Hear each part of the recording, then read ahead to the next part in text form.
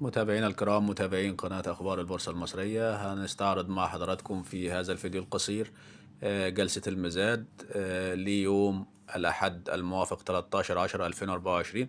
وطبعا للإخوة اللي هم لسه منضمين حديثا للبورصة، جلسة المزاد دي جلسة بتعملها البورصة المصرية، وبتبدأ الساعة 2:15 دقيقة.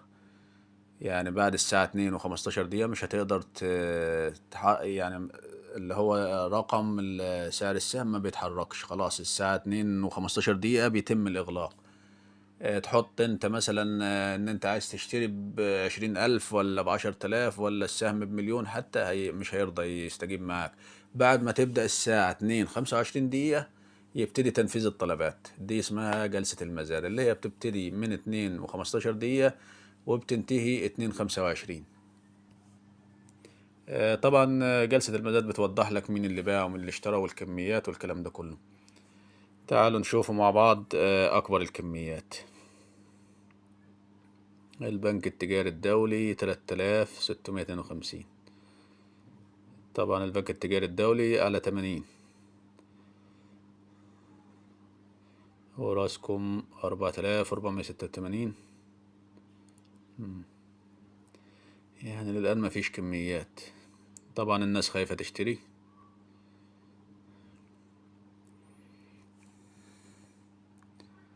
الناس خايفة تشتري. في حد اهو 12,000. حتى 12,000 مش مبلغ يعني. 12,000 مش كمية. طبعا النهاردة السوق هابط بجميع المستويات، يعني أغلق على 29,954 اللي هو المؤشر EGX 30. والحمد لله إن هو ما نزلش أكتر من كده. لو نزل لحد 28,900 كان حصل مشكلة.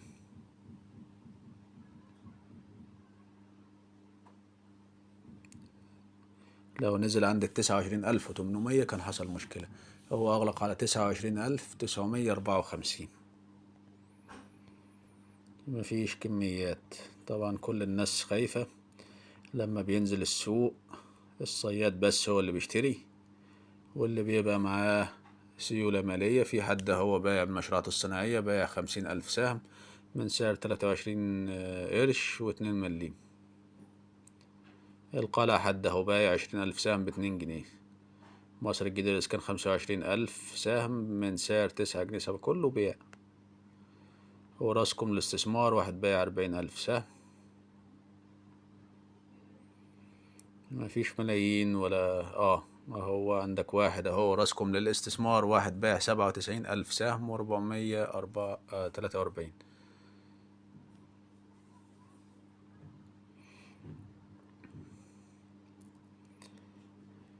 فين الكميات اللي هو 100,000 و200,000 و500 ومليون؟ مفيش كميات خالص. طبعا ده شيء يدعو للقلق. ده معناه ان الدنيا هبطت خالص. كله خايف. ما هيجي يشتري دلوقتي زي ما حصل معايا. انا اشتريت فوري. اول ما نزل بقى ب8 جنيه رحت اشتريت. بعدها بشوية راح نزل 30 قرش. فطبعا كل الناس خايفة. مفيش كميات خالص. هذه 30,000 اي فاينانس، وتحتها 20 من سعر 19.35.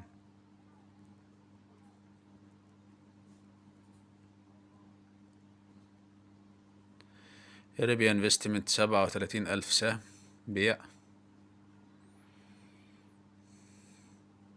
وراسكم للتنمية 14,000 بيع. كله بيع بيع. كله بايع.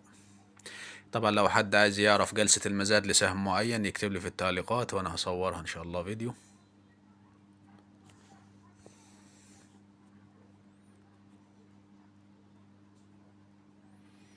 كميات ضعيفة.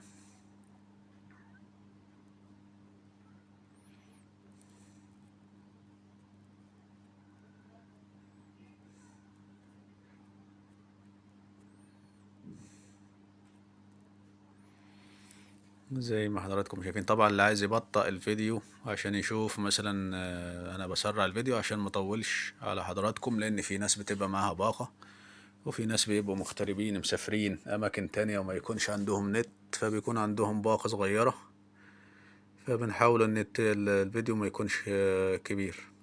ريبيا انفستمنت 200,000 سهم اهو، واحد بايع على 49 قرش و2 مليم.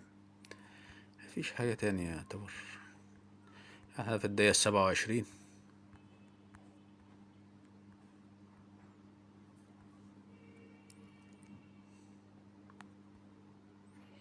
مفيش كميات خالص نهائيا.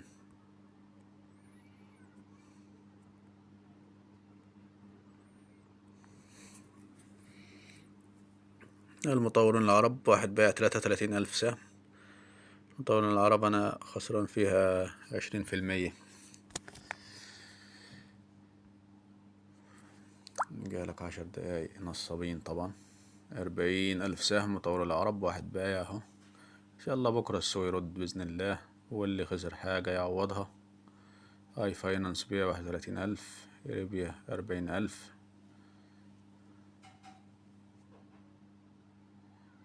غبور، واحد بايع في غبور 24,714، كله مبيعات. وادي واحد تاني بايع 16,000.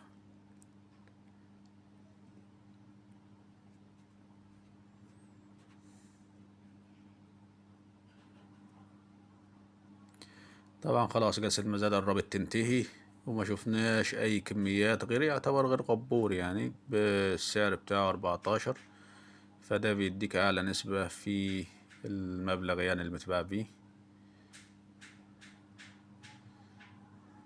مفيش. خلاص جلسة المزاد قربت تنتهي. 10,000 لسه. طبعا السوق النهاردة هابط جدا، ايه السبب الله أعلم. اللي عنده أخبار يكتب لنا برضو، يقول لنا ايه السبب. عندك بالم هيلز اهو بقى شراء 58,000. طبعا بالم هيلز نزل جدا، فدي فرصة للي بيشتري برضو. 5 جنيه 71، واحد مشتري 58,000 سهم.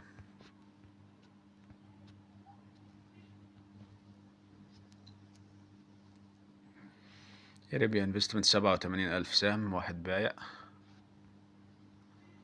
المشروعات الصناعية بياع اهو 50,000 سهم. 15,000 سهم بياع أوراسكوم الاستثمار. مفيش بلوكات ولا فيش كميات كبيرة. 80,000 سهم بياع لأوراسكوم للتنمية. 20,000 سهم بياع أوراسكوم للتنمية. 15,000 سهم بياع أوراسكوم للتنمية. 95,000 سهم أوراسكوم للتنمية بياع.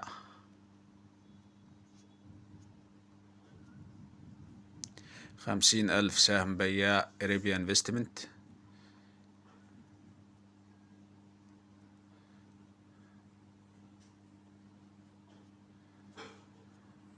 كده خلاص يعتبر.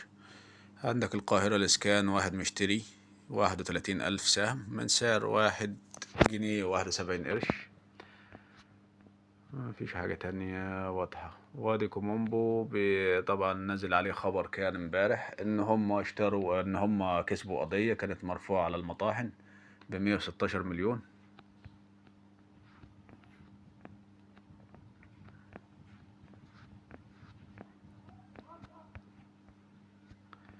كده يعتبر خلاص جلسة الإغلاق خلصت، ومفيش بلوكات خالص. كميات كبيرة يعتبر مفيش كميات كبيرة. طبعا لو حد عايز يعرف سهم معين، أوراسكوم هو للاستثمار بياع 19,000. لو حد عايز يعرف سهم معين اللي هو التداولات بتاعته،